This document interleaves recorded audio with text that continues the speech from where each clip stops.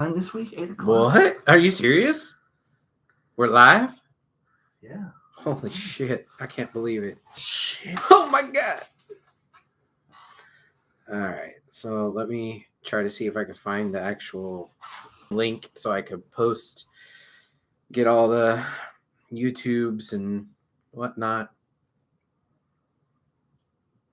Let's see. I need to switch from my account to the HWR account. Did you just hit puberty there? You know I always do that. HWR. All right. Boom. Boom. Turn off everything. Are you ready for where are you?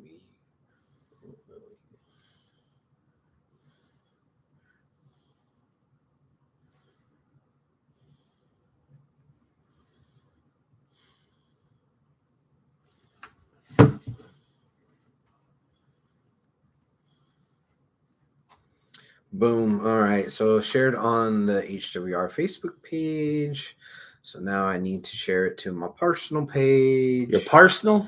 Personal. Joseph Christopher. Oh man, you're gonna use my slave name in this bitch?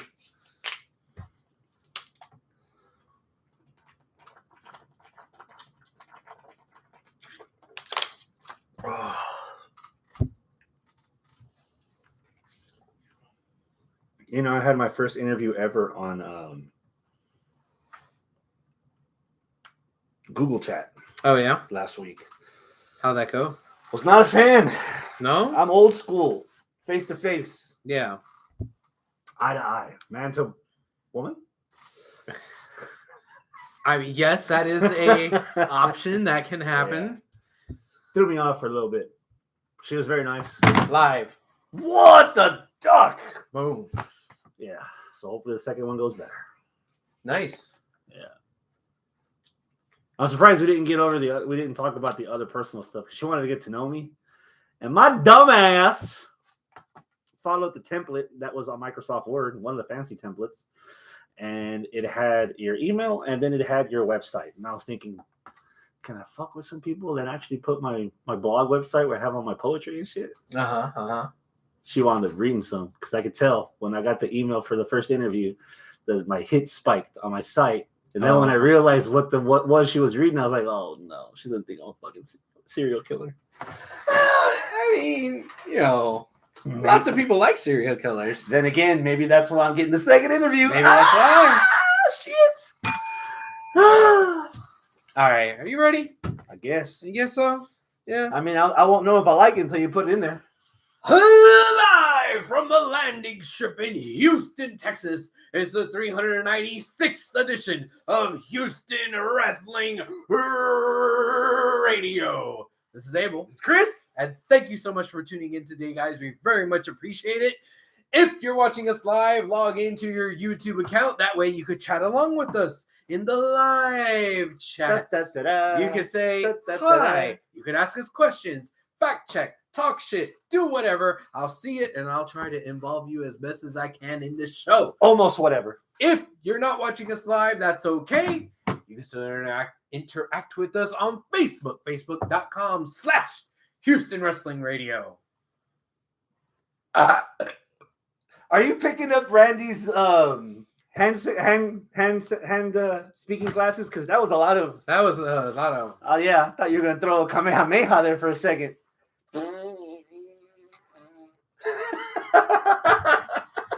I don't know. I just felt animated right now. It overcame me. I don't know what it was.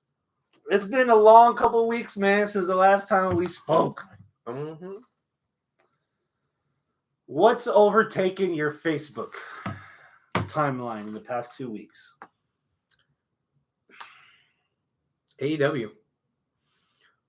Whether it's still fallout and speculation over Cody or what this big announcement is, and then the big announcement and all the implications with that. I've seen a lot more of that than I have WrestleMania stuff, honestly. And I'm not saying that because I am a fan. You asked me, what am I seeing on Facebook? I'm seeing on Facebook people just chit-chatting more about AEW than they are WWE. Pick something. What do you want to talk about? That gets your most interest of AEW right now, today, Thursday, March 3rd. Okay. Can we go into just the very specific matches of Revolution?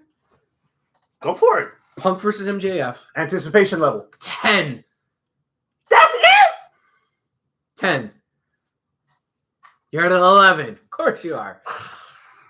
Okay. We said this during the show before we hit the record button that we're going to show our asses tonight, maybe with my belly. Yeah. This is the show that's must-watch television. This is what we watch every Wednesday. Yes. Without fail. Right. So, of course, we're invested in the stories that we like very much. Yes.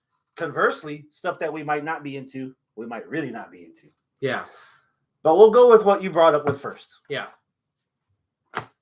This has probably been, outside of anything, no pun intended, outside of anything that I didn't get to see in Ring of Honor, this is probably the most unique storyline build for a match I might have ever seen. Ever? Ever. We're jaded wrestling fans. We've been watching this shit for so long that we could pretty much armchair quarterback the next 6 months of television. Yeah. So when you just take a detour and then another detour and then you take a tunnel into the ground and then you end up getting shot out through a cannon and now you're like flying all over the place and you don't recognize anything below you. Yeah. That's this fucking storyline, dude. Okay. I disagree. Do tell. But I still love what the fuck I'm seeing.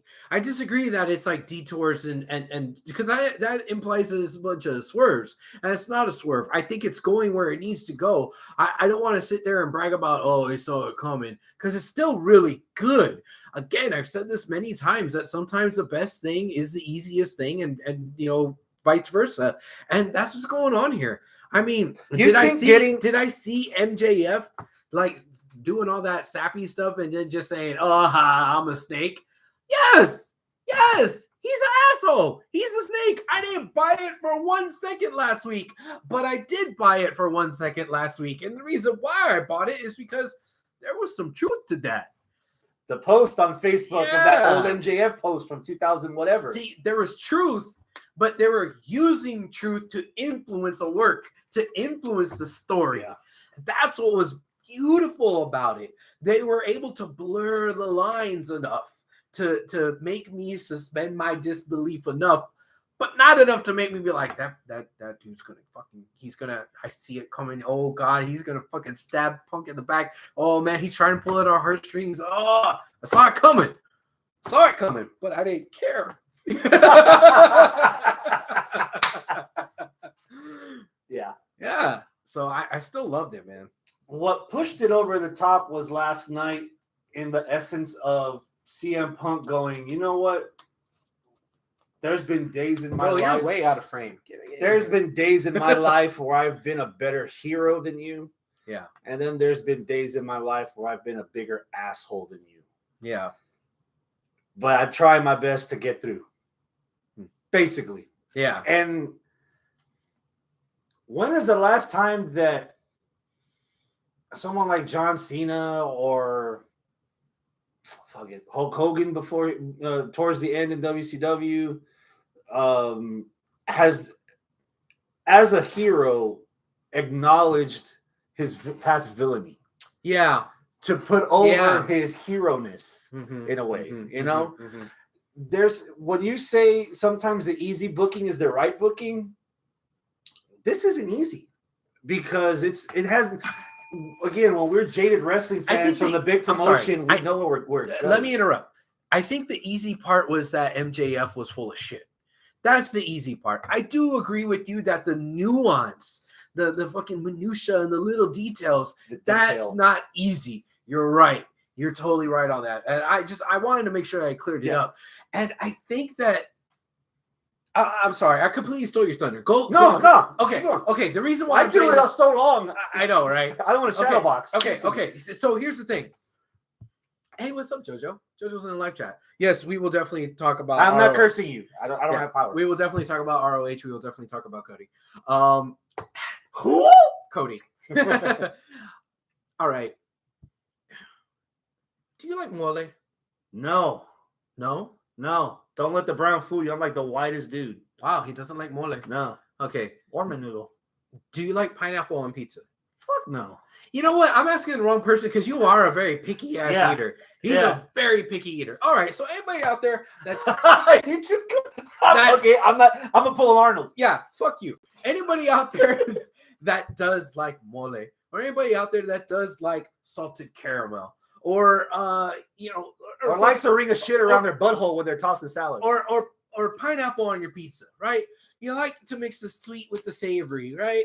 Okay. Like you get where I'm going? Yeah. Okay. That's what basically Punk and MJF both did. Mm-hmm. Yo, they showed that they were more than just one dimension.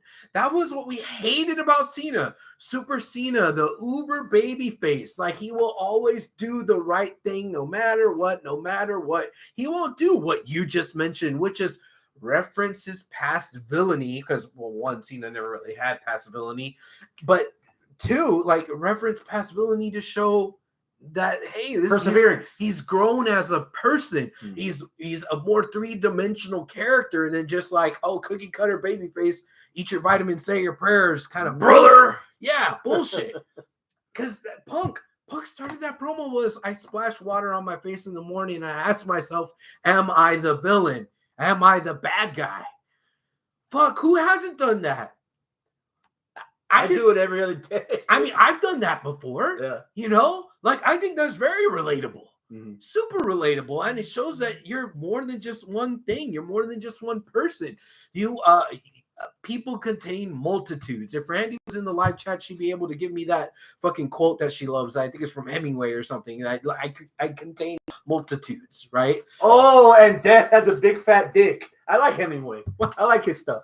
Yeah. But I think that was the thing on Punk's side, but then also on MJF's side, because again, while it was easy to say that MJF is going to be the snake in the grass and just trying to tug at the heartstrings, just to stab in the back, those tugging of the heartstrings, he used real life stuff. The motherfucker cried. Really was him, and that was real emotion. That was genuine. And again, and I loved it and I hated that I said this in my head, not out loud. In my head, I said this moments before CM Punk said it.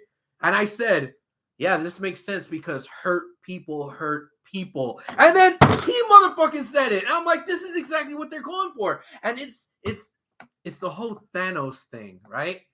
Thanos was right. But he wasn't really. But he kind of was right. Thanos was kind of right. The best villains always believe that they're not the villain. MJF is kind of right. Like, you could take his promo from 2 weeks ago, oh, I was the bully little Jew boy. You could take that promo and be like, oh, man, I feel so sorry for him. Yeah.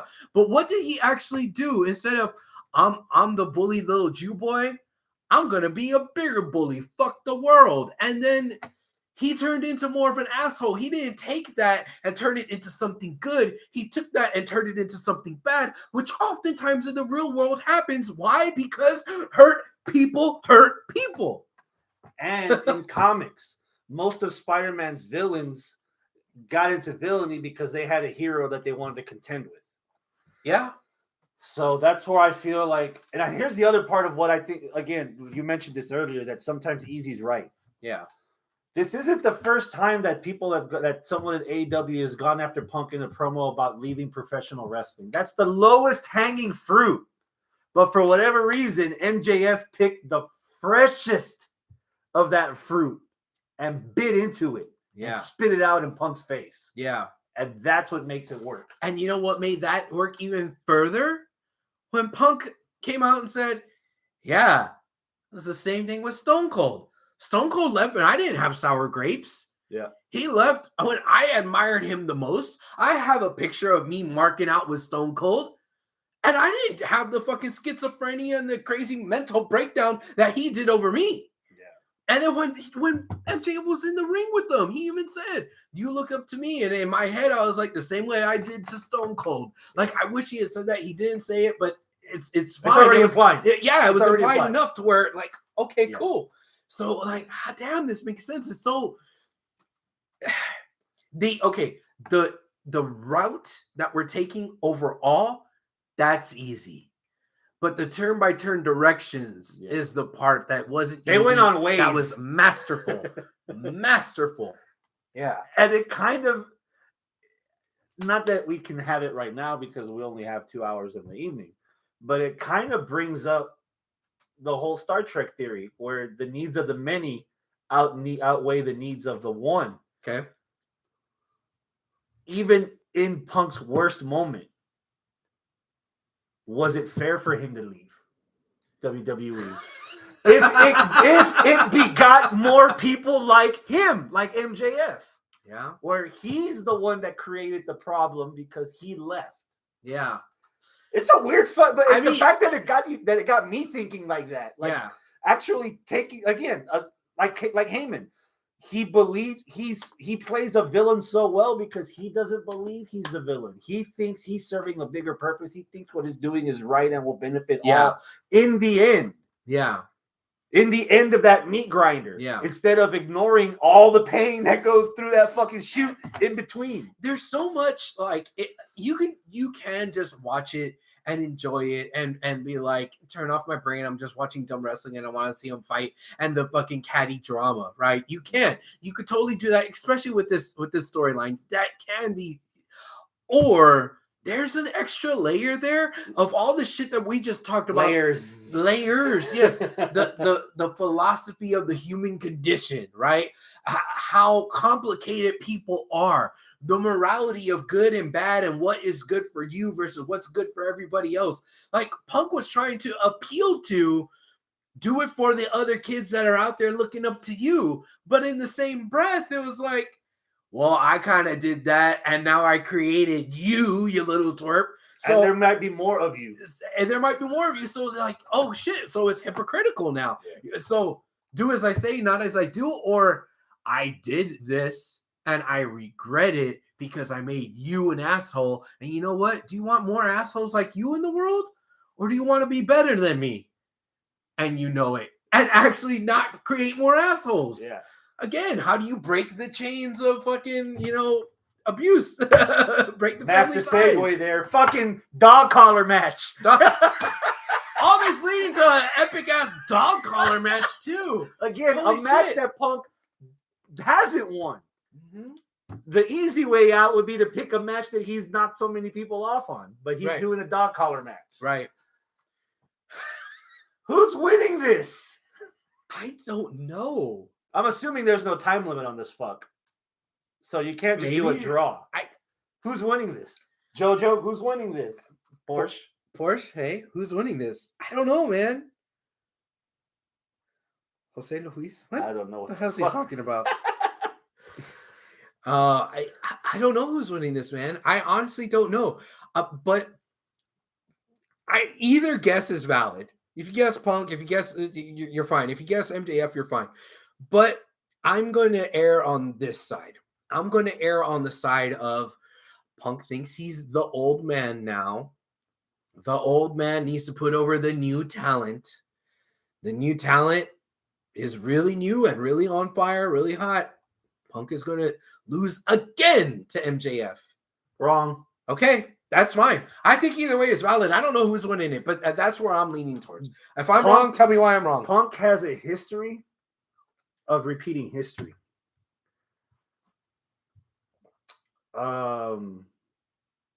Apparently, from what I was told, that MJF promo towards the end last night was verbatim a Punk promo from Ring of Honor when he was doing the Summer of Punk. So if you want to put over a guy, very first Summer of Punk, if you want to put over a guy, he's already beaten you twice in the same night in his hometown. The snake stuff. Oh, and the devil, like he's gonna make the devil real or whatever. Yeah. Whatever. The greatest trick the devil ever told was convincing the world that he didn't exist, and you're gonna find out I am the devil. Gotcha. Yeah, I remember now. I don't know I don't know where the aftermath goes on this. I've got CM Punk winning by ref stoppage. Okay, cool. Bret Hart, Steve Austin, WrestleMania 13. MJF isn't going to give up like Punk does. But at some point, the body outlives the soul, doesn't outlive the soul, and the body's going to give out on him. You think we're going to have a double turn? It's not a turn. Okay. Punk's not. It's not Punk turning heel. You're just it's referencing MJF. You're referencing the pass out. It's MJF. Too stubborn to quit that he's just gonna pass out and the ref's gonna stop it. So JoJo says Punk wins due to Wardlow's help. We're not there yet. Well, those seeds have been planted firmly in the ground. Man. But AEW takes their time. They put those seeds under those heat lamps for weeks and make sure the plants get to the tippy top before you roll it up and smoke that shit. And I don't know. I could see it happen. I could see it happen. It might. You don't think not yet?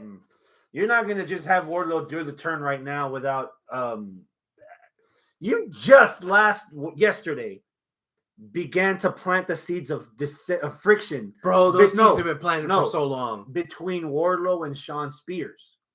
You don't go straight to the Colonel. You gotta stop it. You gotta start from the bottom.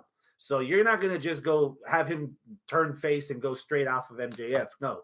You still need to build that friction with Spears. We haven't even seen him touch Spears, let alone MJF. So it's chain of command. And besides, there's a lot of thunder going on in this pay-per-view. Yeah. That you don't want Wardlow's moment to shine the brightest to be upstaged by something else. Okay. So now's not the time. Okay.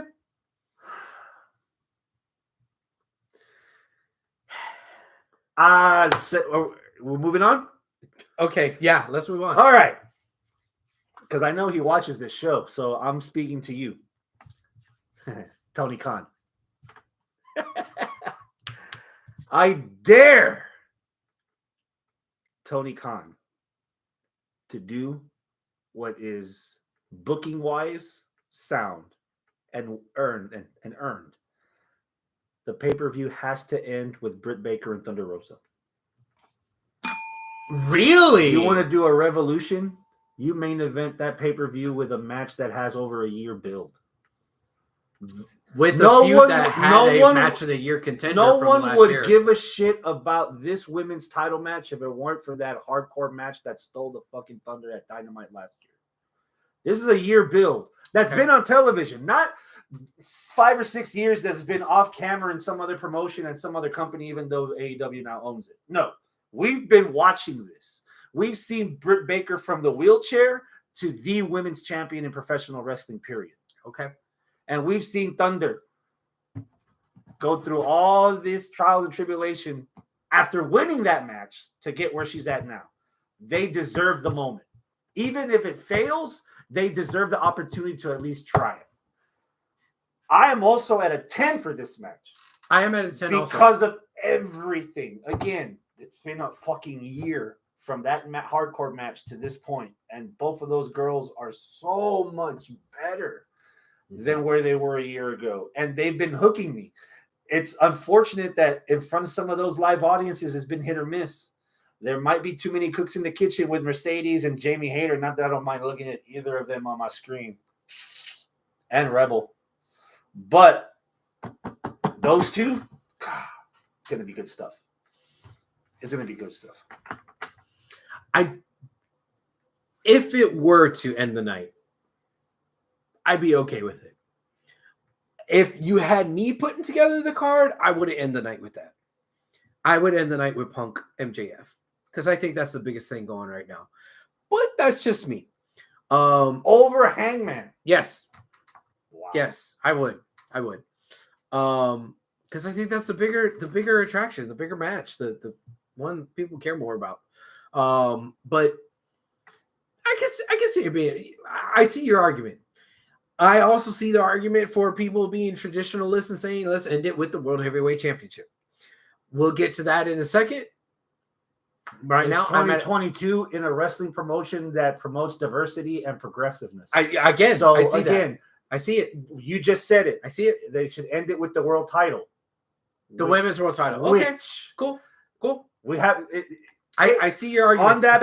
On that point, they should do what you. I think I've had this conversation with you before. Do the UFC route. Don't call it the men's or women's title. Just call it the world championship. The world championship. JoJo says going to be a 28-star match on the JoJo Meltzer scale. That's a lot of stars, JoJo. But if it's not in the Tokyo Dome, I mean, yeah. So you're also at a 10 for the women's I'm match. at a 10. I think Thunder's winning this. I love Britt Baker. DMD. I don't think she needs a title anymore. It would be interesting to see what happens with the rest of her little crew. I think, what was it, 2 weeks ago, where we had a little bit of a tease where we saw 2 or 3 weeks in a row, Britt Baker by herself, Britt Baker coming out with Adam Cole, baby. And I think that may have been a test, a tease to see whether or not Britt Baker can stand alone, and she can. Or stand by the side of Adam Cole, which she can. It'll work either way. I don't think she necessarily needs the title. I don't think she necessarily needs Rebel. I don't think she necessarily needs Hater. Now, I like the title. I like Rebel. I like Hater. But if they move Britt on from that and do something else with Hater and Rebel and all that, I'll be cool with it. And you got Thunder winning. I got Thunder winning, yeah. I got Thunder winning too, regardless that she won last night. I still got Thunder winning. Yeah, that's the only thing. Law of reverse momentum makes me works in that, WWE, right? WWE. And we still have Rampage coming up, so maybe you could reverse the reverse. Yeah. So yeah, you spoke on it. Okay, Hangman Adam Cole. Hangman Adam Cole. I am at a 9.5. What's keeping you, Abel? Well, I'm glad you asked. What's keeping you, Abel? What's keeping me is that this is a little weird for AEW to not have something that's been built under the heat lamp, planted in the ground, waited 9 months for it to sprout kind of thing. This is kind of Adam Cole moved on from his loss from Orange Cassidy and said, you know what, that was unsanctioned. I'm undefeated. I'm going to challenge for the title. Oh, hey, I'm challenging for the title. Boom. Okay, cool. No pun intended. Yeah. I said it then. You go back and you rerun the tape or whatever. There was a lot of people saying Hangman hasn't had any good challengers. Oh, you just hired Adam Cole to be a jobber and he's not even in the main event. Well, Hangman has a good challenger. Hangman's been through a couple of challengers, and now Adam Cole's in the main event. So shut up, dweebs. So it's like, cool, everybody got what they want. But I'm not at a 10. I'm not at an 11 because at the end of the day, I feel like this is not even the end of chapter 1 for something that could be a long feud.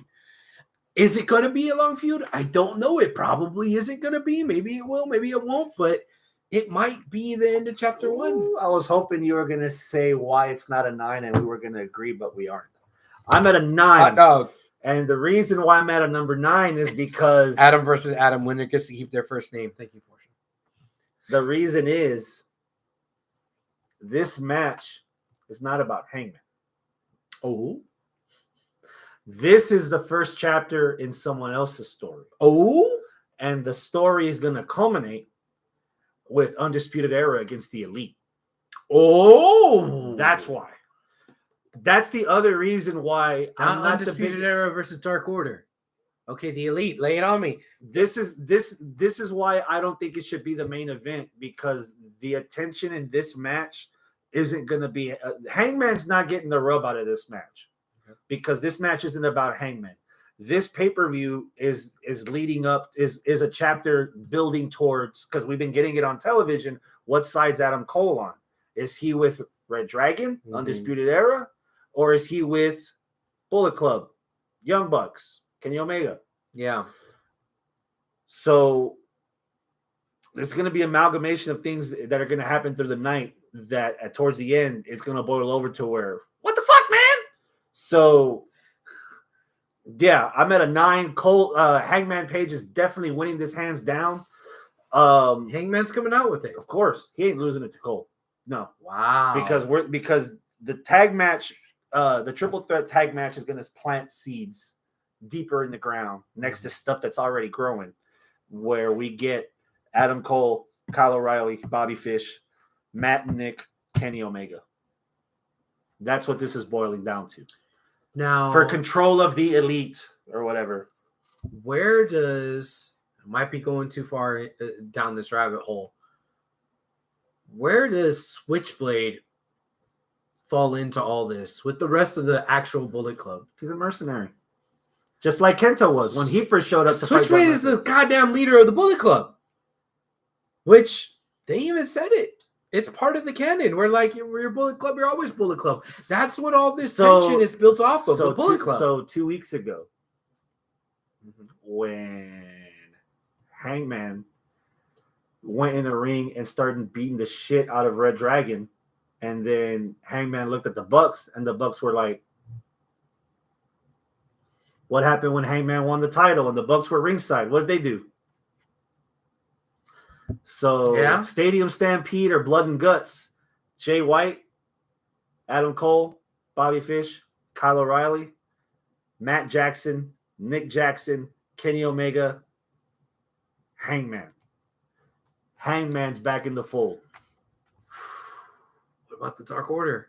See, that's funny because the shit that's on fucking Being the Elite. Porsche said you should watch Impact to find out. Okay. Being the Elite is grossly underrated. And we have Hector sucking that dick every Monday. Yeah. It's still grossly underrated. Yeah. But here's the problem. Same thing with WWE. You have 3 hours of weekly television. If it's not worthy to be on those 3 hours of weekly television, we're not supposed to give a fuck. So I'm not watching Total Divas. I'm not watching Dark. I'm not watching Black. I'm not watching White. I'm not watching Elevation. I'm not watching Being the Elite. I'm not watching Being the Maybes. I'm not watching Being the Jobbers. Nothing. I've already got 2 hours of Dynamite and 1 hour Rampage. That's all you got. So it's a nice little B-roll. It's a nice little Jessica Jones, Nick Cage. But nah, I'm watching the movies. I'm watching Strange. I'm watching Iron Man. I'm watching Captain America. So the Dark Order stuff, it's cute. It's fun. But that's not on our television. That's no reference whatsoever on Dynamite or Rampage about any of the shit between Adam Cole and Dark Order. It's cool, but if it's not on television, it ain't canon. All right. So Total Divas was canceled. Oh, okay. Thank you, Portia. Total Bellas. Another spinoff. Oh, wait. Corey and Carmella. No, I'm not watching any of that shit. Raw, SmackDown, and that's a big ask. So yeah, but that's it. Okay. So we're just going to go on chain of command here because I mentioned it earlier. All right. Jurassic Express, Red Dragon, Young Bucks, Triple Threat, Tagatatos. Can I give a little bit of love to that Casino Battle Royal match first? Which one? The second one. Oh my God. Where Dante and Nathan. No, not Nathan. What's his brother's name? Yeah. No, it's not Nathan. It's Darius. Yeah. Darius came back, had a great showing, went from bell to bell, basically. Great booking. Being that last elimination. Yeah. I actually thought they were going to give it to him. Where I was blinded to the obviousness of having Red Dragon and Young Bucks in there because of all the tension. Like, I don't know why I just didn't think that was actually going to happen. Maybe Young Bucks interfere with Red Dragon in that triple threat because they couldn't get in. You know, I was thinking something like along those lines. That when Red Dragon was out there, I thought Red Dragon was going to cost the Bucks the shot, and then Top Flight would be in there because I really thought they were going to give it to Top Flight, but they didn't. And then after, like, I look at it on paper, I'm like, oh, you son of a bitch. I get it now. I get it. That the tension of, you know, the former or current Bullet Club, a bunch of Bullet Club, always Bullet Club members. Yeah, like it makes sense now. But I didn't think it was going to happen. But I loved that Casino Battle Royal. Mm-hmm. Especially like at the end, once we got down to where it's not just about eliminations. Where, because I mean, yes, obviously it's always about eliminations, but where it wasn't like beef, and then just throwing out one at a time. There's action. Yeah, where FTR, where Young Bucks, yeah, and poor little Darius. Yeah. Like I thought that was really cool and a lot of fun spots, and I thought Darius was gonna win it. And when Red Dragon was out there, I was like, "Fuck, what are they gonna do?" Darius kind of saw him, looked at him, and like, it was cool, man. It was fun pinball action. it was cool, man. I really like that. 2 nits to pick from the nerd, from the geek. So from the nerd, another LOL moment. Listening to Max Caster's rap, Yeah. talking shit about Kane. Yeah. Dropping HBO Max references. There were several last night on Rampage. But also dropping that nice little nugget of what the fuck we're doing here. We've been ranked number 1 for weeks. Isn't this supposed to be a ranking system? 2 overly established teams that don't necessarily need the rub that are in this match to propel their own storyline. They aren't another situation when they're not necessarily going to raise the profile of Jungle Boy and Luchasaurus. Yeah. It would have been more, I don't want to say cost effective, but would have been better storytelling where both teams got rub, was build up 4 weeks of battle raps between the Acclaimed, building up for Acclaimed, rightfully deserving number 1 ranked tag team contenders against Jurassic Express. There's enough going on with my perceived storyline idea of the Undisputed Era against the Elite that you don't need to overdo it and have 2 or 3 or 4 matches on your pay-per-view continue that. You could say you can have the Young Bucks Red Dragon rivalry on Dynamite.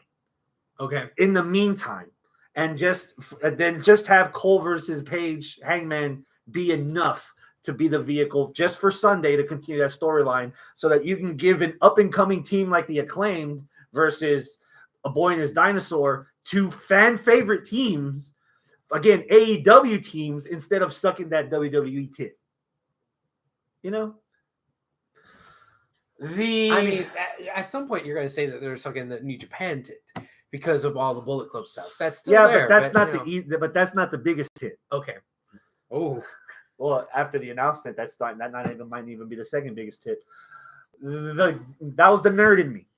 The geek in me was surprisingly very disappointed that the last team was not Reach for the Sky, boy. Yeah, that's true. At some point, somebody's got to bust the fucking nut and give us the Briscoes versus FTR. They ended Final Battle last year, Ring of Honor supposedly last pay-per-view, with this, and have done but fuck nothing with it, other than some badass promos on Facebook and Twitter. Yeah. And now the Hardys are jumping in. I think Jeff had like more H-bombs than the Hot Dog song on Limp Bizkit's Chocolate Starfish album.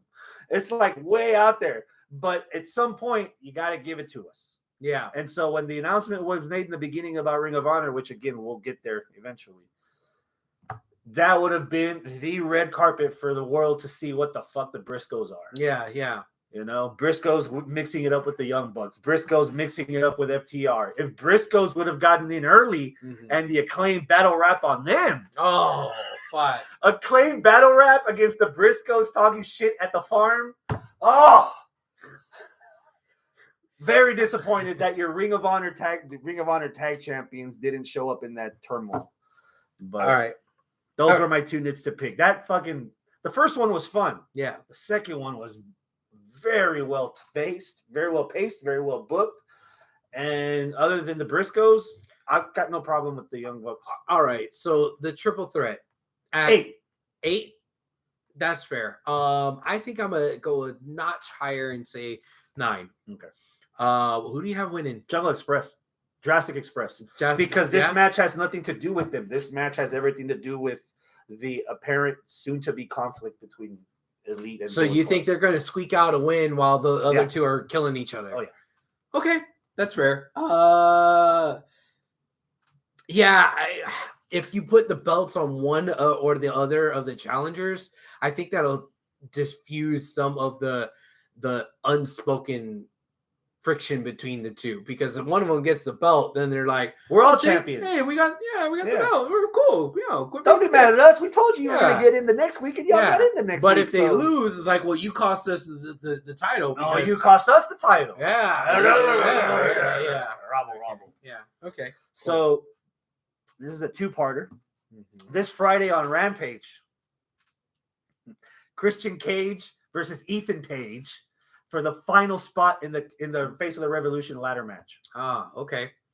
I'm gonna go with about a 6. 6. I got Ethan Page winning. He needs it. Yeah, he needs it. Christian doesn't.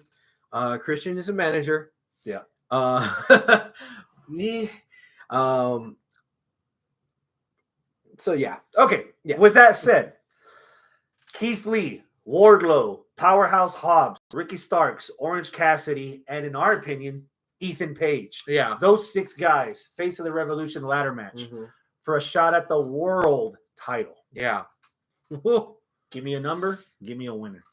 I would be at a fucking 10 for this if it wasn't for the track record of the winner of this particular match. This isn't exactly Money in the Bank. Mostly because Scorpio Sky didn't do shit all with it. Brian Cage didn't do anything either. Exactly. Yeah. So this might be more Andre the Giant Memorial Battle Royal than Money in the Bank. So I'm at an 8 because of that. But if it wasn't for that, I'd be at a 10. Okay. That being said, I gotta go with Keith Lee.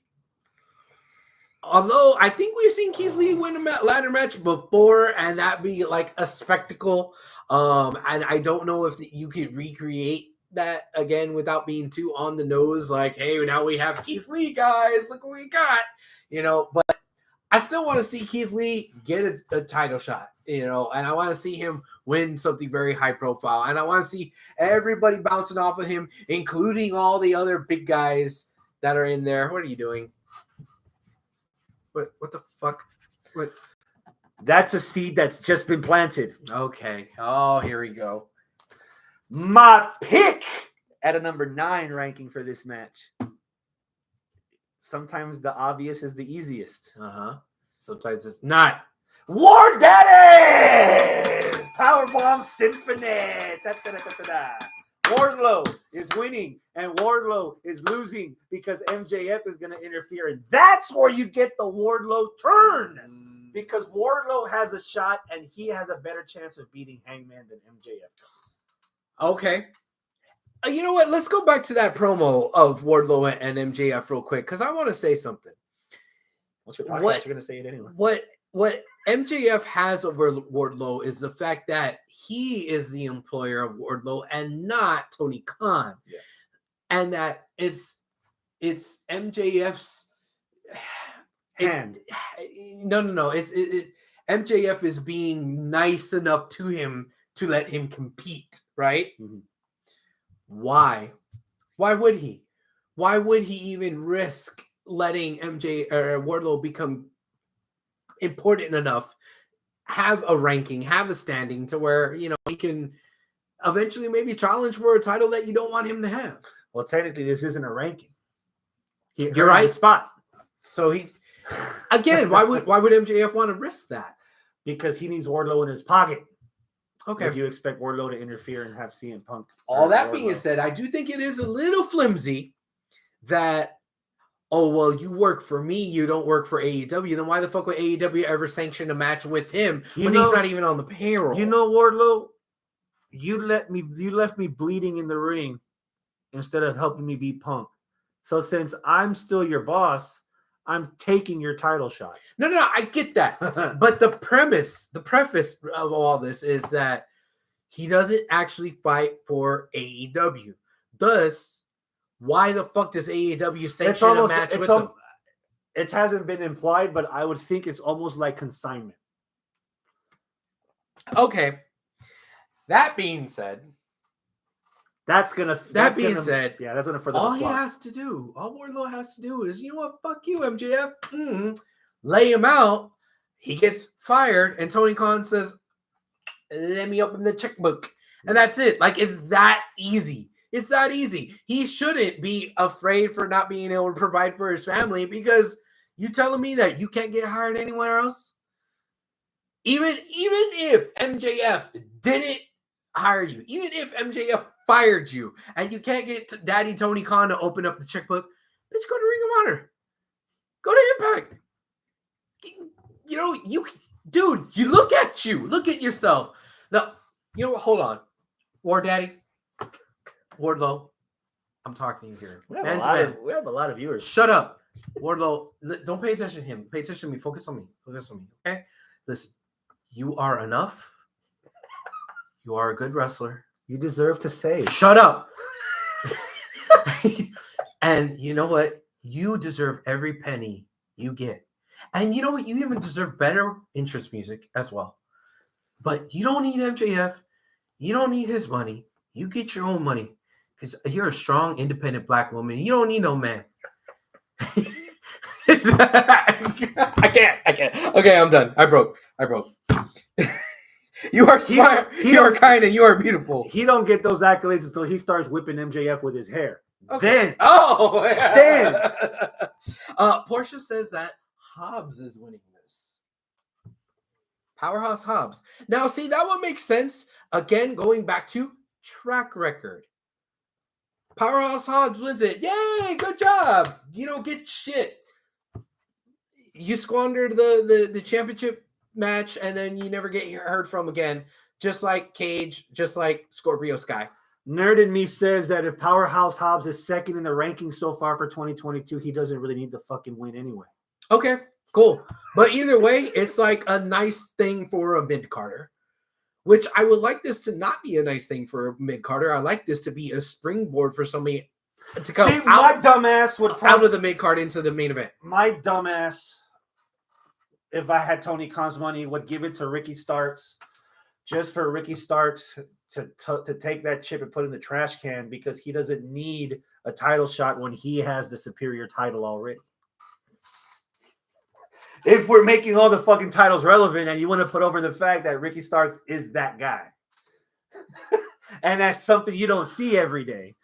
Is to have I've always had this booking in the back of my mind of somebody winning a world title just as a face or someone that's like that's lost in their character to just show up the next night on television and just relinquish the title because he's never needed gold, he's never needed leather, he's never needed an audience opinion, he's never needed ratings, he's never needed a boss to validate that he's always been a fucking champion. That's out the box. All right. But easy's easy, and I'm done. Wardlow. Okay. And then we get Andre Ted DiBiase shenanigans with the title shot. All right. And that furthers the plot. Cool. Chris Jericho against Eddie Kingston. Be nice. 7. Okay. Story-wise, it's kind of interesting.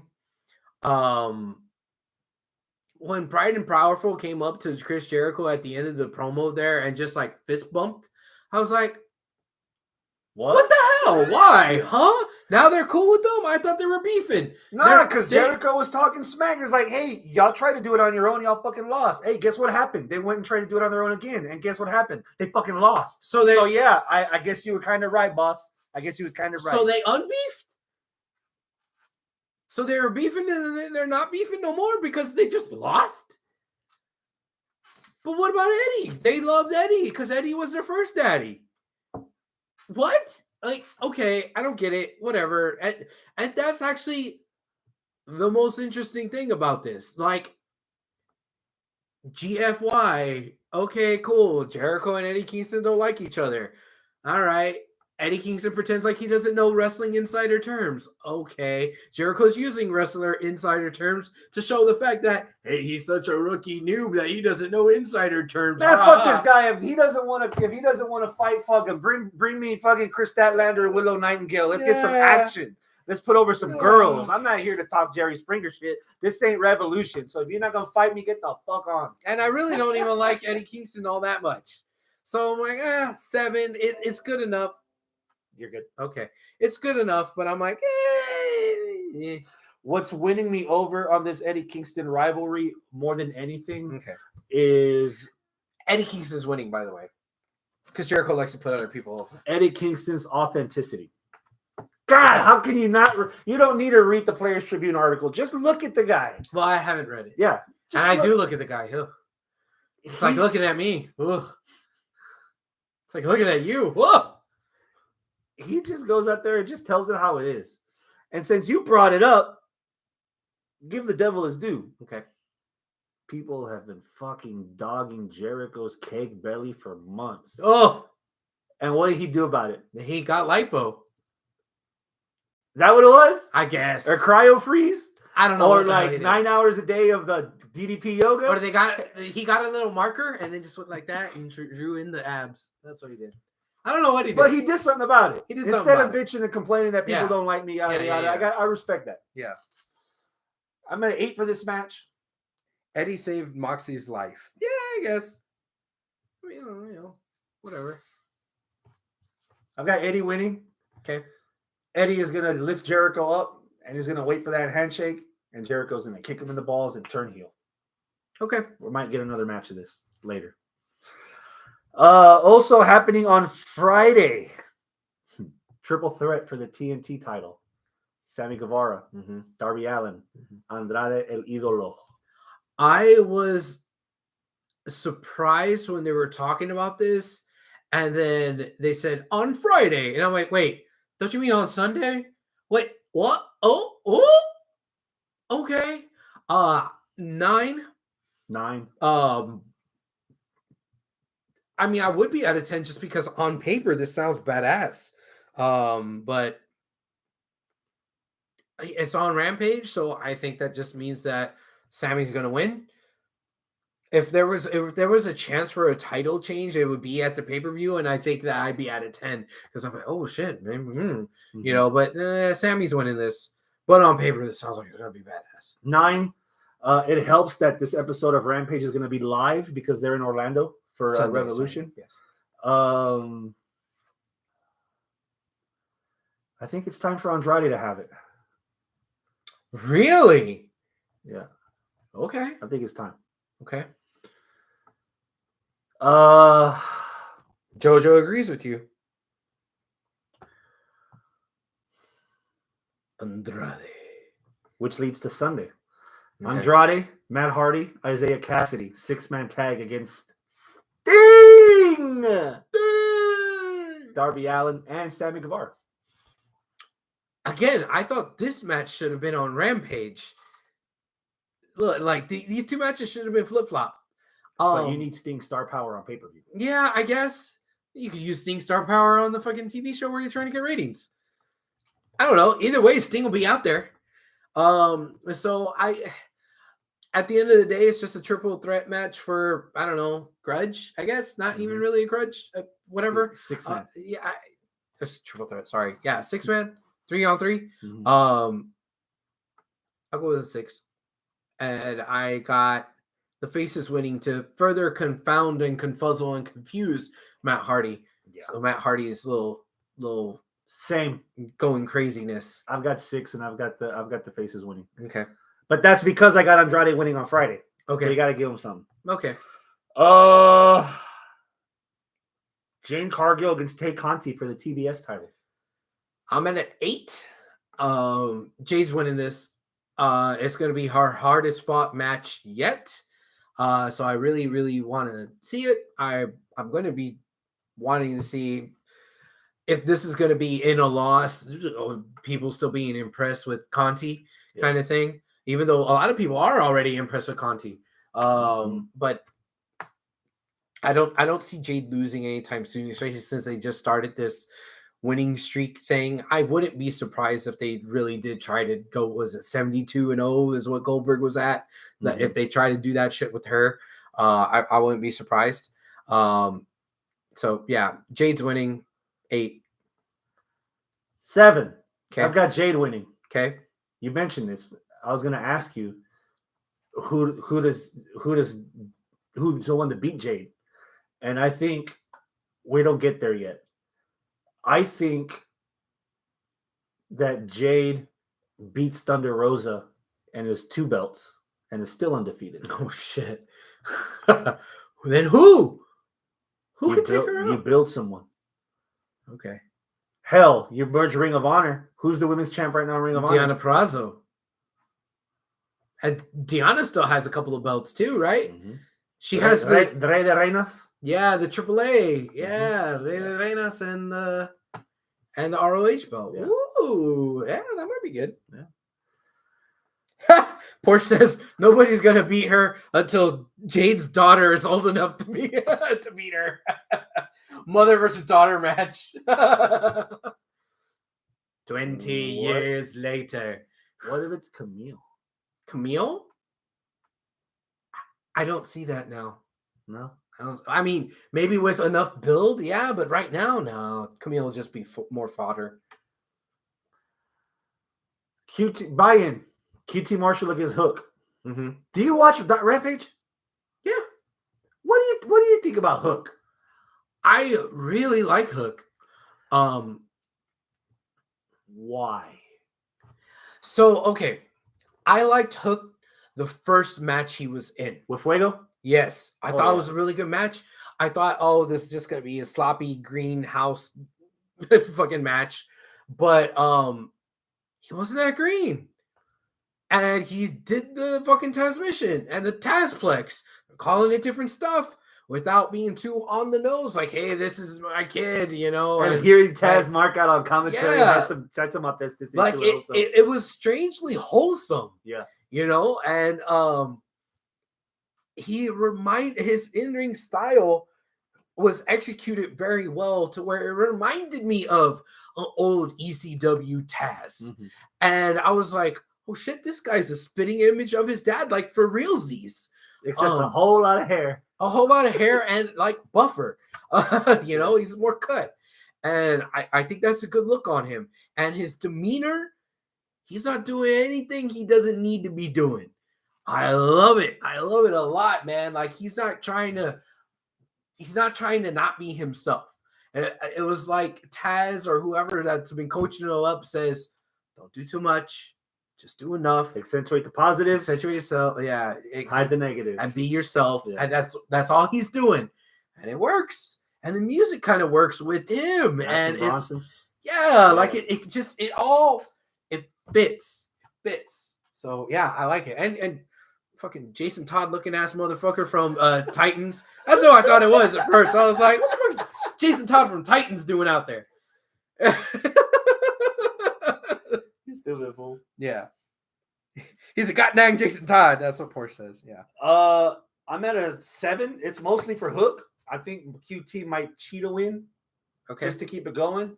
But because like I'm watching this with Travis and Scott, and they're like fueled by Coronet, kind of. So they're focusing more on the negative than the positive. What's Cornette's take on Hook? He's loving Hook. Oh, okay. But I don't think they're ready for the reaction Hook's gonna get when he comes out in front of a huge arena crowd. Okay. For that fucking show. And then speaking of Rampage, hold on. I think another thing that I want to throw out there. This might be a lot of what I just said, but I think that with Hook, there's some authenticity there as well. Like he's just authentically like what you see, what you get kind of thing. Did you see that video of Hook at the strip club and he's just sitting there? Yeah, same demeanor, same demeanor. He's just there. Yeah, he's not like the ass is right here. He's just like, yeah, that's some ass. Yeah, I got money. Yeah. Yeah, I sold some shirts. Yeah, that looked like he had just got that first merch check. It's like a non-comedic Orange Cassidy.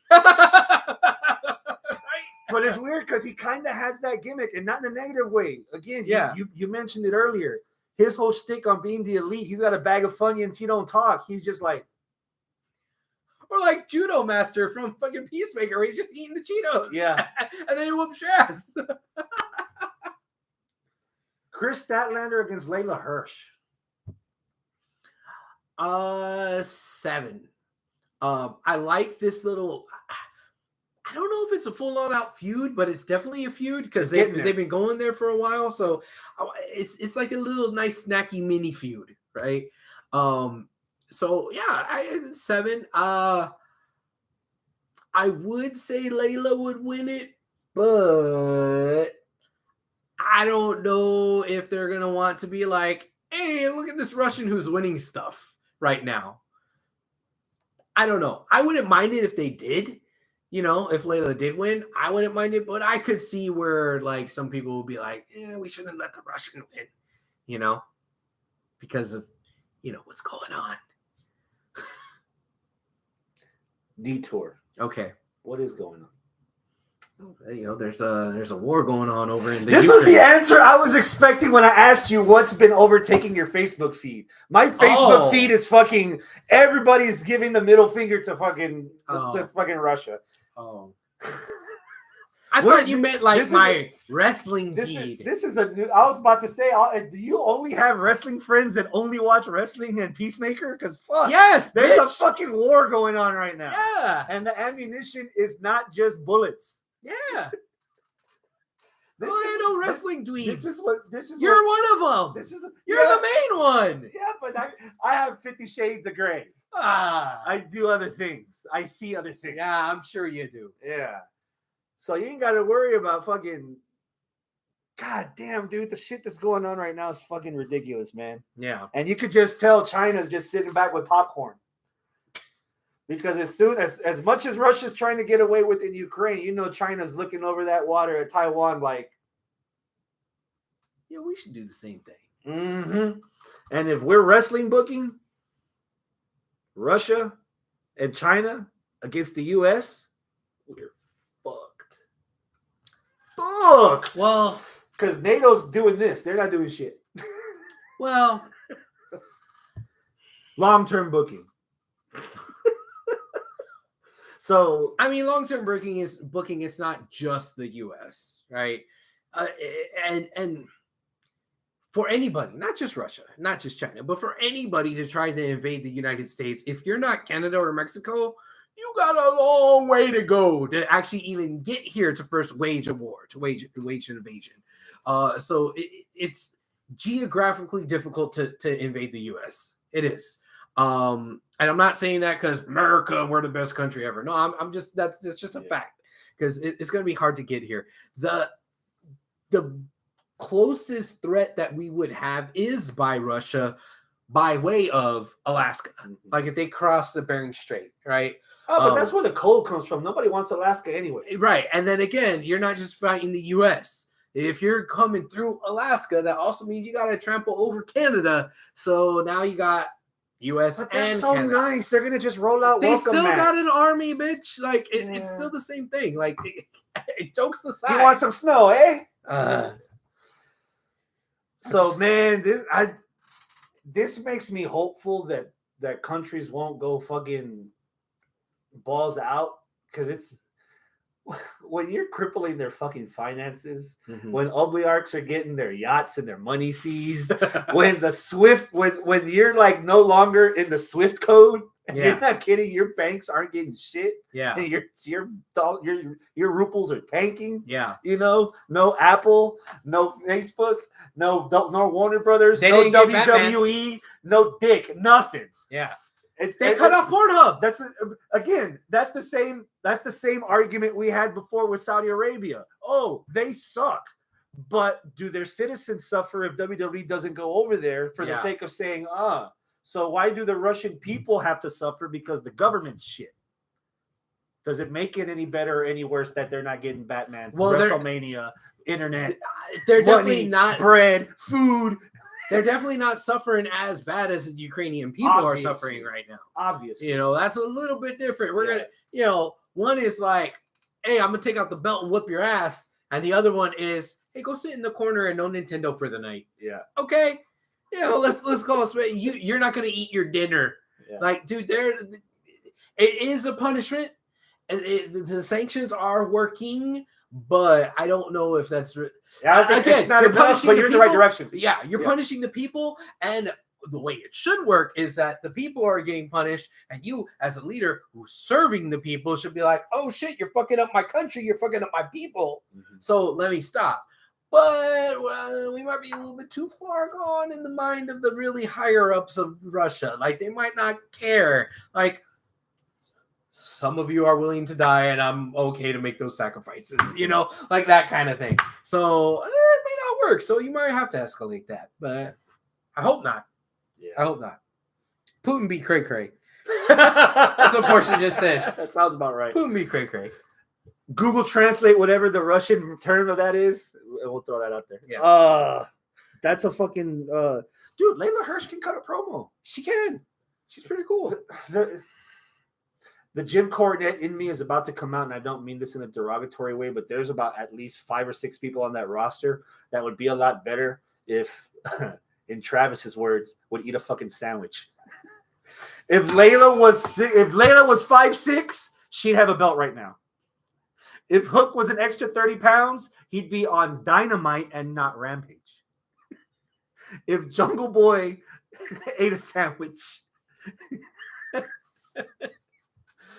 Because damn, dude, and Layla's mat wrestling is fucking good. It is. It's really good. You know, but that's the other issue when you're absorbing free agent WWE talent. You're buying Ring of Honor, and you also have your own people. Something's gonna give, and as we might like Layla Hirsch a lot, but you still got Statlander, Baker, Rosa. Who are the other people? Jade, Ty, Anna Jay. There's so much talent above that it's gonna take so long that you kind of wonder if you're gonna rise through. Yeah, you know, and that's every fucking division in AEW right now. Every. So now that they've acquired Ring of Honor, what do you do? All right, so we're done previewing Revolution. Let's talk about the big news from the week, Ring of Honor. So the big rumors are that, well, 2 things. One, that part of this deal is to help solidify streaming content partnered with HBO Max, and the HBO Max will have all the AEW stuff plus all of Ring of Honor stuff, and then maybe not, they bought the Impact library as well. We're not sure, but we all know that Impact, Ring of Honor, and AEW all play nice together, so it's not far-fetched. So that's one aspect of it. And the other aspect is that the rumor is that ROH is going to be basically a developmental system for AEW. It's going to be their NXT, possibly, which I don't know. I mean, if WWE really earnestly is not going to bring people from the indies anymore and only want people that come up through their education for their style, for their system, then where does that leave all the rest of the indies, the people that have traditionally said, I'm going to go to my local wrestling school, wrestle in Houston, wrestle all over Texas, then get noticed at WrestleMania weekend by ROH, by New Japan, by AEW, and now, like 15 years later, you've made it. What's going to happen to all those people? Well, here's your out. You know, because you're not getting into WWE, because WWE is only getting former football players that are fresh out of college, right? They would never pick up MJF because MJF didn't want to go to college. He just wanted to wrestle. So if you didn't want to go to college and you didn't get called up by fucking WWE, you go to the G League. Yeah. Which, you know, in the wrestling case, the G League might be better. My worry was with the bloated roster at some point was I don't want 3-hour dynamites and I don't want 2-hour rampages or 3-hour rampages. Whatever happens on YouTube, it's inconsequential to me. Whatever happens on being deleted, it's inconsequential to me. Okay. If Tony Khan's idea is to continue having ROH as a separate weekly televised farm system, that's too much. They need to go old school Ring of Honor, where they did a couple of shows here and there and they went DVD trading, except you don't need to trade DVDs. You go on to Honor Club or AEW Club or the Elite Express or whatever the fuck you want to call the new network and backlog Ring of Honor stuff, upload a show or 2 a month. That's Ring of Honor specific. So you can get to know some of the guys or girls or classic talent from before. Yeah. And spotlight them in a special every now and then, or have what I've been saying before. You want people to look at that product, you have to put some of that product on your bigger stages. So I would have Jonathan Gresham defend the Ring of Honor World title at Revolution this Sunday. Okay. Or I would have the Briscoes defend the Ring of Honor titles or something to be like, hey, Ring of Honor is not dead. Or if you want their lineage to continue, the next Battle of the Belts should be merging whatever titles they still have.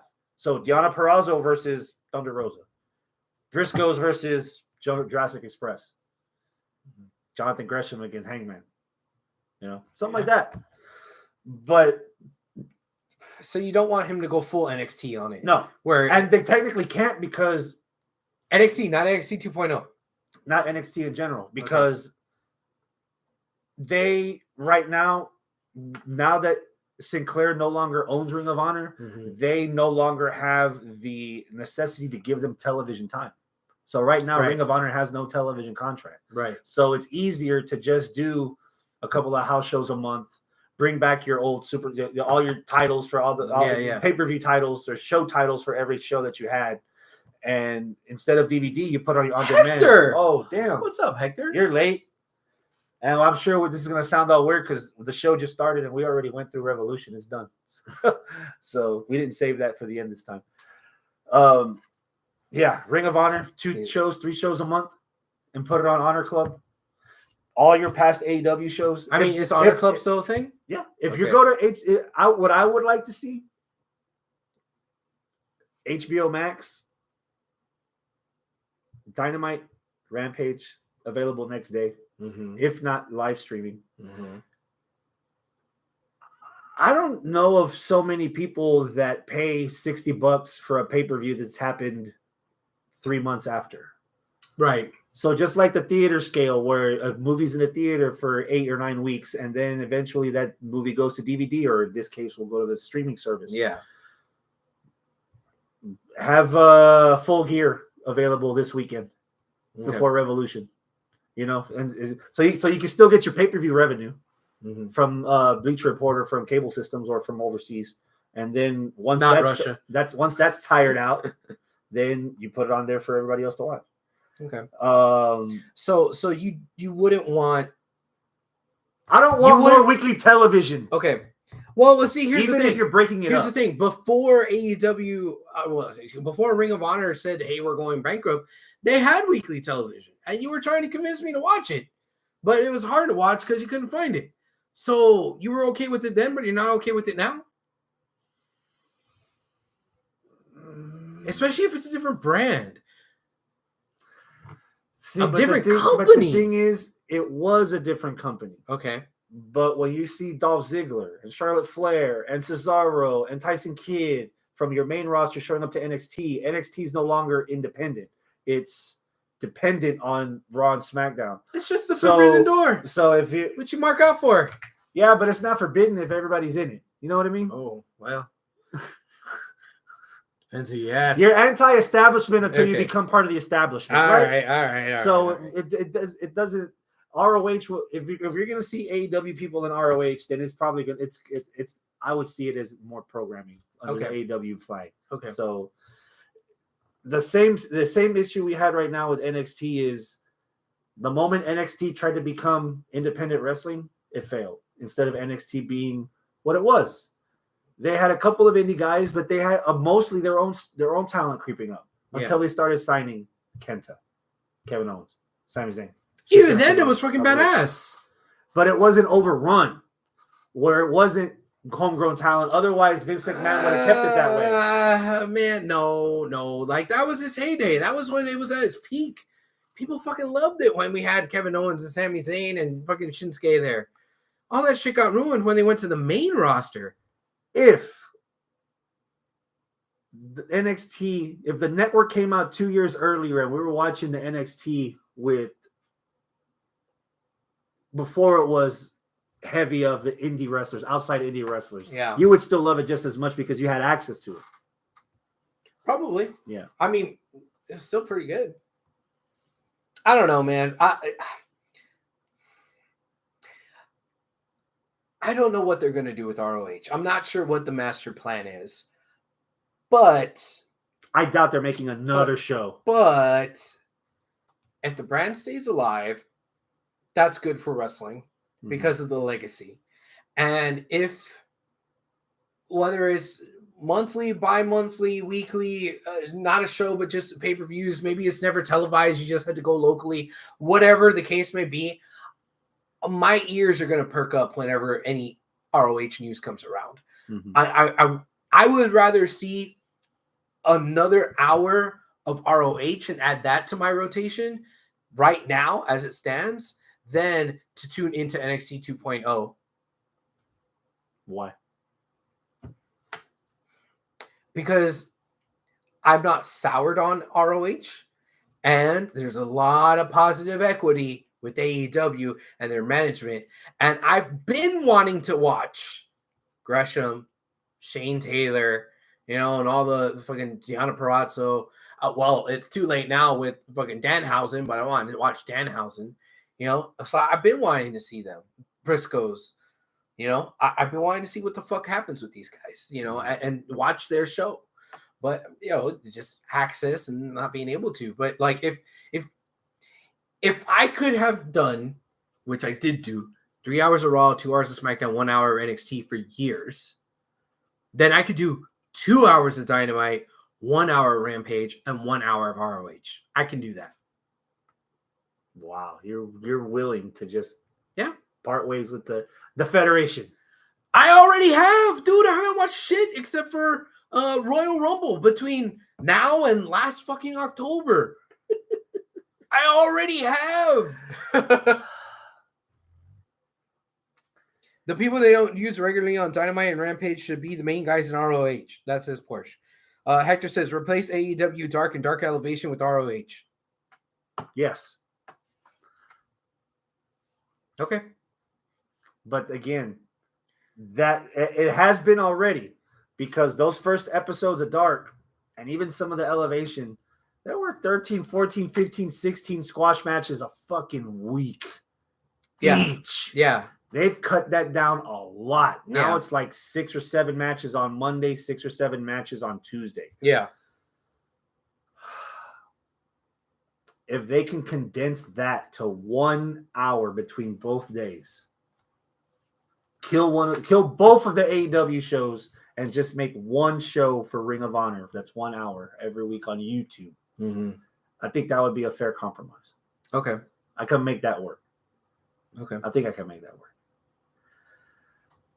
I kind of lied a little bit because my feed was mostly Russia, Ukraine, AEW, Russia, Ukraine, AEW. Holy fuck, Nikita Lyons.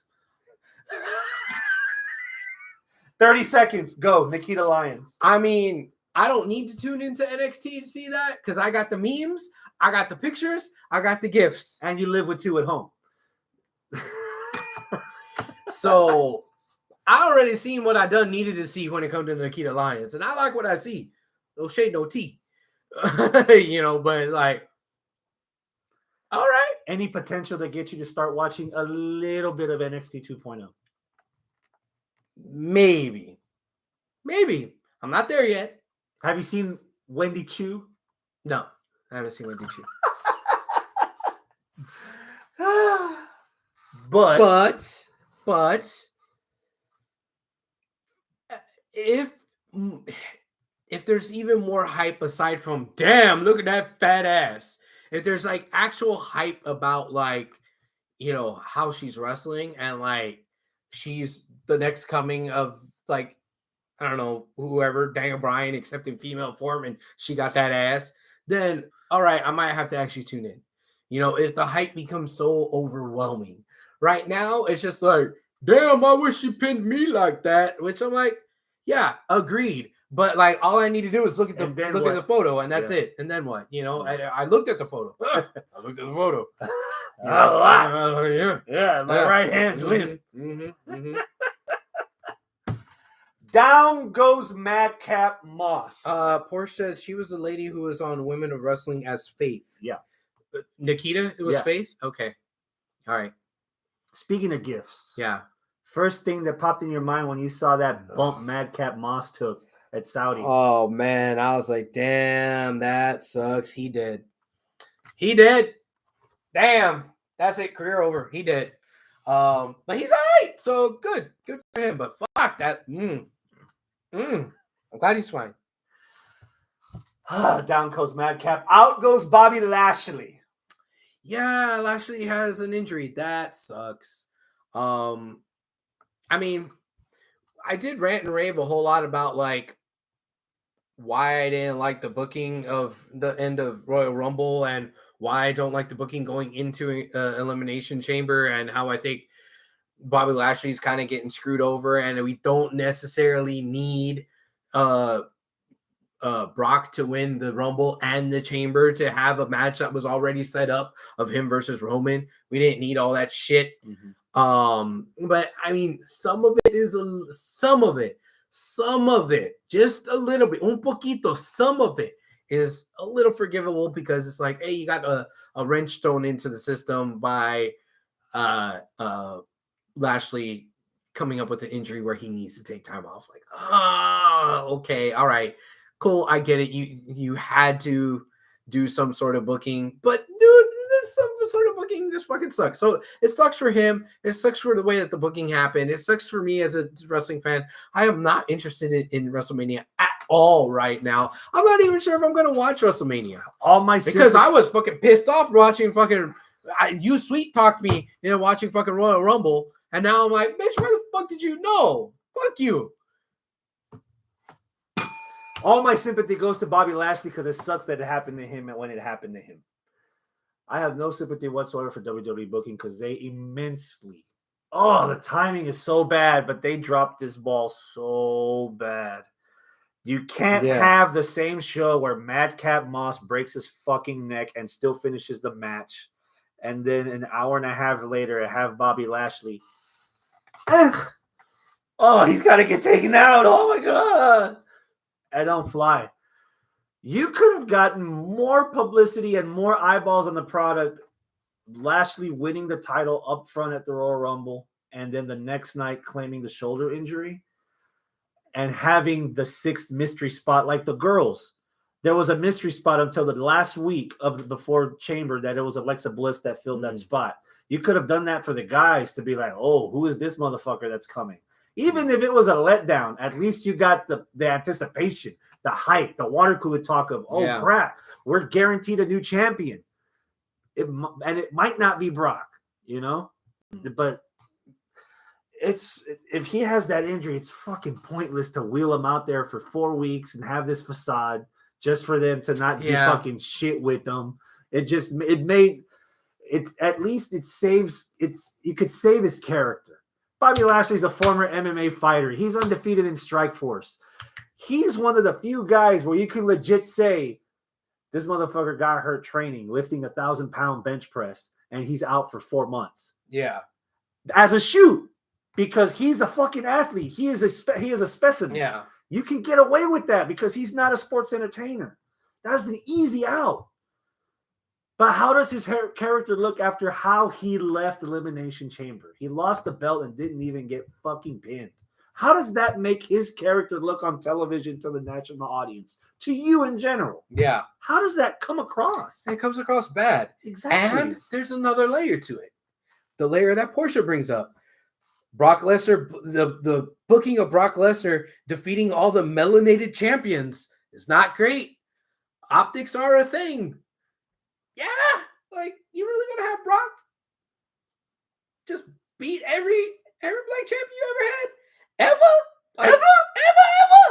Damn. And neither one of them ever got a fucking rematch? They were out of the main event. The whole main event picture, not just the main event rematch. No, they ain't never been in the main event again. You couldn't even put Big E as a surprise entrant? And at least have Big E and Brock 1 and 2 and have Big E outlast everyone but Brock. At least outlast everyone but Brock and be the last guy eliminated to be like, that fucker wasn't supposed to last that long. Mm-hmm. We need to keep our eyes out on Big E. This might not be the last of Big E. Yeah. And maybe repeat at Money in the Bank or maybe win something on Raw to headline a B pay-per-view with Brock again. Something. Yeah. Something. We didn't get that. Yeah.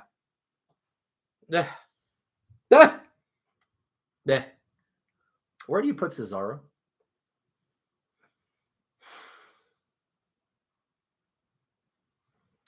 Well, it's too easy to say somewhere in the House of Khan, whether it's AEW or ROH. I won't mind seeing him in Impact, but I think he would have the most to gain from going to maybe Japan. Yeah, hi. New Japan will probably suit him very well. Like I would like to see him and Tanahashi, him and Sabre him and Okada, him and Ospreay, Sonata. him and Sonata. Yeah. I'd like to see him not. Desperado. Yeah. Phantasma. Yeah. Takahashi. Cesaro's proven that he can adapt to any fucking style that you do. And it's been a while since we've seen Claudio Castagnoli at full Claudio Castagnoli speed. Now, I don't know if that just means that in the, 15 years or however long it's been that he's been in WWE, maybe he's lost a step. But there's been plenty of matches where he had those flashes of greatness where you're like, oh, don't sleep on this motherfucker. He still is who he is, you know? So I kind of want him to prove it to me. Prove it to me again, Daddy. I would predict that Cesaro and Suzuki-gun. Oh, no. Cesaro versus Suzuki-gun. Okay. I would have Cesaro in the finals of the G1 and lose. Mm-hmm. However, during the G1, he beats Okada while Okada's champion. And then Cesaro beats Okada for the title. And that's how he goes and headlines Wrestle Kingdom. Damn. Against the winner of the fucking... So Cesaro and the whoever wins the New Japan G1, their rematches at Wrestle Kingdom. Porsche says, so Claudio is going to go to Twitch and play his MMORPG first. I mean, and refine his dad joke talent. Yeah. Holy fuck. And his little fucking switchboard that he likes. Oh, yeah. Little soundboard. Okay, I'm going to just spit out the headline and just tell me what the first thing that pops in your mind. Headline, parentheses, control your narrative, even if it's wrong. Go. I was actually kind of excited. Like, oh, what is EC3 doing? Because I kind of like EC3. You know? I thought he kind of got a raw end of the deal in WWE. He had a built-in fucking story that they could have used, especially since WWE was using Dixie. And like, oh, here's Dixie's nephew. Like, cool, just build off of that. Since it's not a bad word to say TNA in WWE anymore, do it. But they did it. And they just wasted him. And he was a good enough talent to be used. So when I see that EC3, and Braun, okay, are going to start their own company. Interesting. All right. But then you open up the second and third article, and then you read the articles, and it's like, oh. So it's like all the canceled people are going to go over there. So we're going to have your Jackson Rikers of the world, your Austin Arieses. Your villains. Yeah, your Marty Scrolls. Like, oh, the folks that we canceled, the Land of Misfit Toys, they're going to, oh, okay. Damn, this sucks. Whatever. I don't care. Same. I completely lost interest after hearing about that. Yeah, I was like, bullshit. Control your narrative is the hashtag I'm sorry art piece of pro wrestling. Portia says, I didn't know that part. Which part did you not know? Oh, my BS meter is giving me vibes about this company. I was correct. Did you see the thing though that he tweeted talking about that? Like you'll get a rage room where like you can pay for 5 minutes for the wrestler you hate the most and just bitch them out. Yeah, and take away the keyboard. That way you're not a keyboard warrior. You just get to yell at them for 5 minutes. Like, God, how America can that get? Like, oh, you're not going to be a keyboard warrior? Why don't you pay some money to come yell at me and tell it to my face? Like, dude, shut the fuck up. Like, oh my God. See, that's the part that they're not ready for. Where it just takes one fan to throw a bottle of water at Joey Janela at a show, and Joey Janela goes into the crowd and starts beating up that fan. That happened a few days ago. It's going to take the wrong personal comment for for one of those wrestlers that paid for the panic room to go from ha ha ha, this is fun to I'm gonna gut you. Yeah, they're not ready for it. Yeah, you can tell that other guy that wasn't ready for it. You do not fuck with Cain Velasquez's family. Oh, yeah, I saw this. Man, oof. He went full Dominic Toretto. I woke up Monday, or I woke up Tuesday, and I saw holy shit, ESPN's reporting Cain Velasquez is arrested for attempted murder. Mhm. What the fuck? Yeah. And then by today, I'm like, I kind of want to donate some money to his cause. One thing you don't do with Mexicans, you don't fuck with our fucking family. Yeah. And if it's a cousin, I'm calling the cops. Which apparently it's Cain's, like, it's not his immediate family.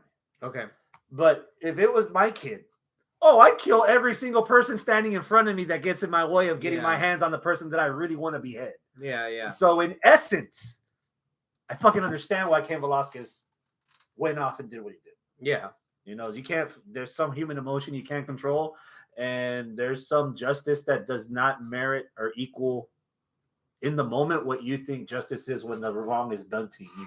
It's easy for me to say to fucking say what he should and shouldn't do because I wasn't, my emotions weren't fucked with in that way. I don't know what I would do if my emotions were fucked that way. So if that's how he handled it, you picked the wrong fucking guy to fuck with because it's former heavyweight UFC champ. And that's why I'm at a hard can't relate. I can't relate to it. Like, I see a lot of people, especially a lot of fucking red hat MAGA people, going on being like, yeah, I'd fucking kill that guy too, and I'll shoot him with my gun in the face, you know? And like, people like cheering on this thing about Cain doing, and it's like, I can't help but think, what if Cain was wrong? Not wrong about like, hey, you molested my family and now I'm going to kill you. That's not the part that I'm contesting. It's like, hey, you molested my family and he legitimately got the wrong guy. Mm-hmm. Like, I understand his rage. I understand the wanting to have swift and immediate vengeance. His means to an end, except maybe he went the wrong way. Right. Like, there's a reason why we have the justice system, right? Because Cain Velasquez is not a detective. Right? Obviously, yeah. I'm not a detective. I'm not a cop. You don't need a lot of certification to be a goddamn bounty hunter. And if he wanted to do it legally, he could have done that. That's the thing, too. So, like we're in a shit country. How do...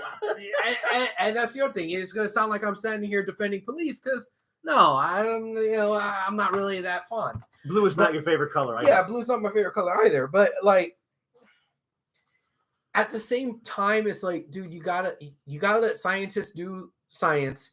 You gotta let politicians do politicians. You gotta let the justice system do the justice system.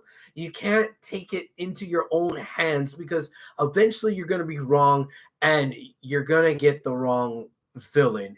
And what if? And I'm not saying that, this guy wasn't the guy that was molesting Cain Velasquez's kid. I am not saying that at all. Or family relative. It's a relative. Whatever it was. I'm not saying that, Cain got the wrong guy. But if, like, we prop up Cain and other people, because I saw, like, the story, I want to say maybe like a year ago or something, where they showed a courtroom with a guy in fucking orange who said, this man was just sentenced to life in prison for killing the person that molested his daughter, and he's smiling at like his other family members, and they're giving him like a thumbs up, right? It's like, cool, we want to prop him up. Look at this hero who's unjustly going to jail. And now that story has a resurgence because of the Cain Velasquez story, and it's like, somebody's going to get the idea of, well, cool. Now the way that I get away with murder is to say that, that person was molesting my kid. Yeah. There's another video. There's some video online of so a guy was going to trial because he molested somebody's kid. Yeah. And so when they're going in the courtroom, the guy's pretending to be on his phone, and then he gets off the phone and shoots the molester in front of fucking everybody. Yeah. And like, there's people cheering that. Like, that's what the molester gets. And his reasoning is, Yeah, and I get that. Yeah. The molester should get what's coming to him, but we also got to make sure that we have the right person. And man, I don't know, man. Taking it into your own hands is a slippery slope. That's the part that I'm a little. If you want it, and it's the reason that I kind of think that this is a weird suggestion is because it's Kane. If he felt so strongly that he wanted to get out his aggressions for the sake of his family, he could have and should have proclaimed to the judge that part of the penalty is give me 3 minutes with him in the octagon. You can give him the lowest fucking sentence. You can give him probation. Just give me 3 minutes with a ref as a sanctioned match so that I will literally not kill him, but goddamn, he's going to be my Spalding punching bag for 3 fucking minutes. And he don't get a choice because he's the one that molested my family. No, that's the way no judge would go for that. No judge would go. You may as well be giving him the fucking death sentence. It's Cain motherfucking Velasquez.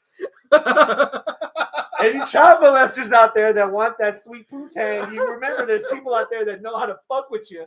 And if that sentence actually happened, you'd see a lot of the molestations go down, worried that they're going to get their ass beat. I wonder how many pay-per-view buys that would get. One for me.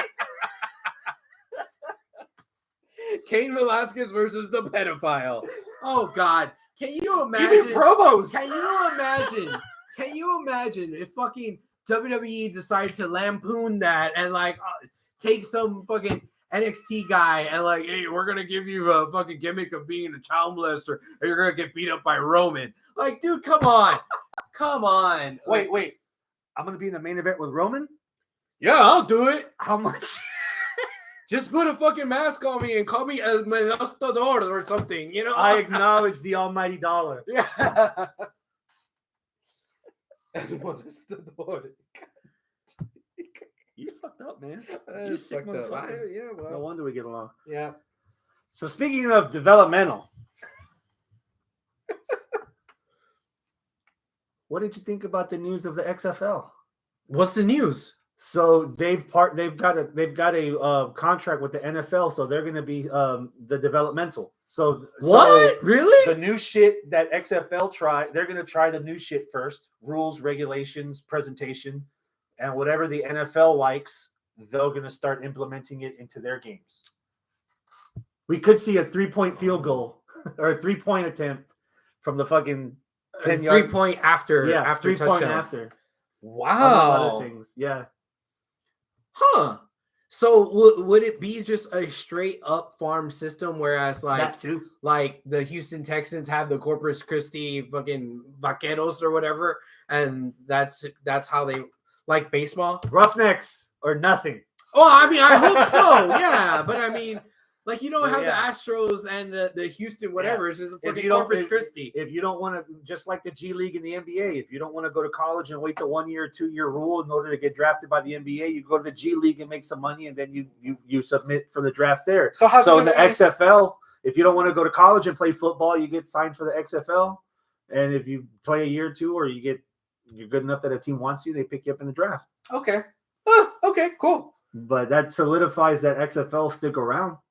And if they're affiliated, and with this the is NFL. official. The NFL signed off on this, and this is and The Rock is behind this, right? Okay, cool. Huh? Cool. Damn, those undefeated ass fucking Texas Roughnecks, man. AEW's coming to town. Yes, they're coming May 18th. May 18th. Tickets going to sell next week. Are you getting tickets? No. Why not? Because I think we're going to go to Vegas. You motherfucker, you! For Double or Nothing. You've been traveling a lot lately. You've been going to San Fran. You've been going to California. Now you got tickets to Vegas. Yeah, well, not as much as you. Like, dude, this is all over the course of like a year and a half. Bitch, you do that fucking round in like 2 weeks. I'm getting a little sloppy, but yeah. I'm getting back on that. Yeah. Since we went so fucking crazy on the fucking roadmap of how we normally do the podcast, put the Houston back in Houston Wrestling Radio. Are you doing anything this weekend? Not this weekend, but the weekend of the 19th. Saturday the 19th in Bay Cliff, Texas. UPW is going to return to the Bay Cliff Fire Department for Turf Wars 3. So yeah, man, I am not sure if I'm going to be ring announcing or doing commentary again. Because, when we were in Pasadena a couple of weeks ago, I was doing commentary. So we're kind of still trying to feel out who's going to do what. You know, sort of I've been bounced around between just backstage interviewer, commentator, ring announcing. We've been trying different combinations here and there. We're just trying to see what actually will fit. And also it kind of depends on availability too. Like if one of the other commentators or ring announcers not available, then we got to shift around. But yeah, we're trying to fill it out. But so far so good, man. I'm pretty excited. I can't wait. Nice. Yeah, we're gonna have Rottweiler Jay Davis is going to be taking on the owner of the company, Bart Harris, because in Pasadena there was some shenanigans that happened in the middle of the match where Jay Davis is a part of Blade Enterprises, and Johnny Blade and Bart Harris go way, way back. There's a lot of animosity there, and well, somehow Rottweiler got physical with Bart, and now we're gonna have a match. So yeah, that's gonna be pretty cool. Awesome. Yeah. One more team. Did you watch Okada versus Desperado? No, I didn't. God damn it. Okay. I just, before we hit the record button, I just watched the Batman. Ooh, I'm not going to go into any spoilers. Mm-hmm. But the one more thing, I don't know if you got a chance to, but I claimed on the last episode that we did that I was going to go back and rewatch the North American title match between Grimy and Carmelo Hayes. Yeah. Forgot about that altogether. I do agree with the chat. Mm-hmm. That is officially the front runner on the NXT side. It is on our match of the year fantasy list. So that's our one and only entry for NXT so far this year. So far. Okay, cool. That's going on the list. Yeah, cool. So apparently I gotta watch Okada and Desperado. Okay. Because apparently that's the bee's knees also. Okay. We're in the middle of G1 New Japan Cup right now. Okay. And the winner gets a shot somewhere in Dominion, I think. All right. But yeah, it looks like we just forgot about COVID now, so everything's back to normal. Well, things are starting to. I saw that the numbers for like Omicron and stuff are drastically declining, which is really good. So there's a lot of reopening of things and this and that, and just in time for World War III. Yeah. We all gonna die somehow. Yeah. All right. Is that everything? We'll be back in 3 weeks. Something like that. We got to figure out because our schedule is going to be kind of weird in the next couple of weeks. But our next show is going to be our WrestleMania weekend prediction show. So I sure hope Arnold or Hector, or we have to shoot a flare for someone else to come out, since you don't watch Dick WWE no more. We're going to be previewing a whole lot of fucking wrestling. So be ready. As ready as you can be. As ready as you can be. All right. Adios, my friends. Keep it classy. I would like to stick around and talk, but goddamn. Since I didn't go before the show.